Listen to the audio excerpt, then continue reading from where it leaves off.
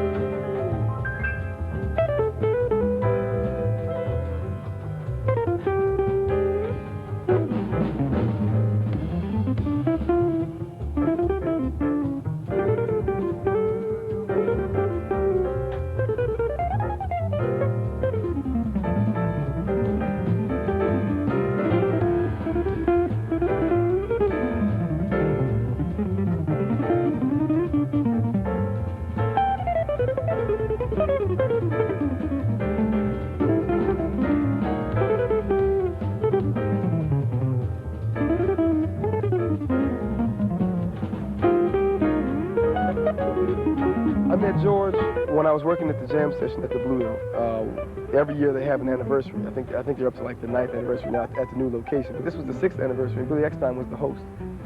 And one of George's sons, Robert Benson, was a student at Berkeley. During my last year, he'd enrolled there. And George and his wife came to the Blue Note they were invited guests just for the anniversary celebration. And I think Sarah Vaughan was in the house, Henry Butler was there. And quite naturally, everybody wanted to see George get up and play and sing, but he didn't have his guitar. So the owner of the club asked me would I let George play mine. I said, well, of course, if I get to meet him, So I walked up to him and introduced myself. I told him that I knew his son, and we talked for a minute, and he took my guitar and he went on the stage. And he was just incredible, as usual. He sang some and played. And then he handed me the guitar, and he said, okay, thanks, and I thought he left. And actually, I was a sigh of relief because I had to play next, and I didn't want him to hear me. So I went on the stage to play, and he snuck around the back behind the bar and stayed to listen. And he left me a message that he liked what he heard and that I would be seeing him again. And a couple weeks later, I saw him. He came back to the Blue Note. I think Bob James was playing there. And we would go on after and do the after-hours set. And he stayed and talked for a while. And he did that for a couple of weeks, maybe 2 months, I guess. And then he said, I think you need to go uptown and meet Jack McDuff. And I had already met Jack, but I had never had the opportunity to work with him. He said, you need to go work with Jack. Just call him and go up and find a way to get in the band, because that's what helped me, and I think it'll help you. And he said, I'm going to go to Europe, and I'll be back in 2 weeks. When I get back, I'll take you up there. Maybe I can help you out.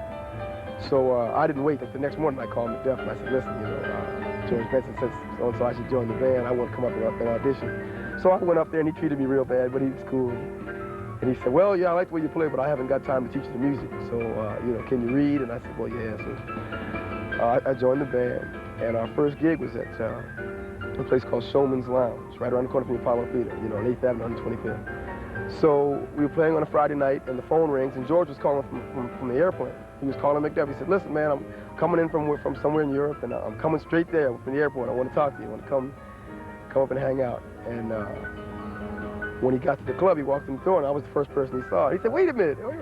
What are you already doing here, So he listened to me play it, and then that night he gave me his home phone number, and he said, listen, call me, and let's get together, I think I can help you out. So, of course, the next morning, 8 o'clock in the morning, I called, And he was genuine. He said, man, come on out to the house. And I went out to New Jersey, and I would go out there, every 2 weeks or so. And the first time I went out there, I got there like 12 in the afternoon, and I didn't leave till maybe 1 in the morning. We played guitars just all day, and then his wife made some dinner, and the things that he was able to turn me on to, based on his experience of playing the guitar for 30 years, were invaluable, and that was about 1988 when I first started hanging with him. And then as I developed further, he told me that I should start recording. And he mentioned my name to Tommy LaPuma, who was working with him at Warner Brothers, and that's why Tommy signed me. I made a tape and sent it to Tommy, and he recognized my name, having heard it from George, and he signed me almost right away.